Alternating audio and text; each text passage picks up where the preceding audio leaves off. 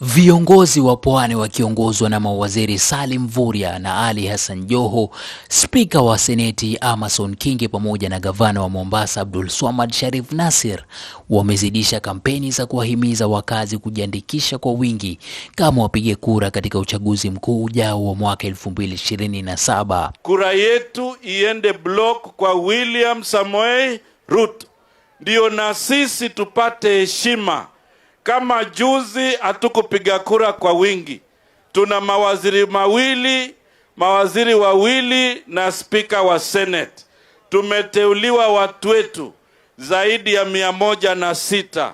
Je, tukipiga kura kwa block, si hata sisi tutakuwa sawasawa?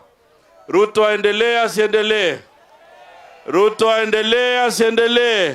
Katika mkutano huu uliofanyika katika gatuzi la Kilifi, viongozi hao wamesisitiza umuhimu wa wakazi kupata vitambulisho vya kitaifa na kujisajili ili kuongeza nguvu yao ya kisiasa, huku wakitaja mafanikio ya serikali ya Rais William Ruto na kuahidi kuendelea kushughulikia changamoto za ardhi na maendeleo ya kipwani. Huyu Mung'aro anajua ni mashamba mangapi ambayo yenye utata hapa Kilifi, na ni mangapi ambao tunaanza nayo kuyanunua kama serikali na Chausa. Viongozi hao wamehimiza umoja wa kisiasa wa Kenya Kwanza na kuwataka wapwani kuweka kando mifarakano ya zamani kwa ajili ya maslahi ya pamoja. Mwisho wanatuweka sisi pale pwani 1.9 million. Jamaa, vipi? Yaani hao wameweka hesabu zao juu mwisho, na ni kweli.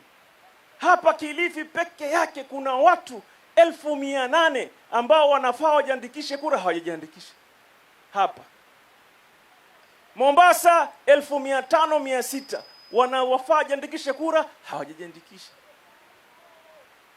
Taita Taveta hivyo hivyo, Tana River hivyo hivyo, Kwale hivyo hivyo. Sasa nyinyi mtawaheshimisha lini hawa viongozi wenu?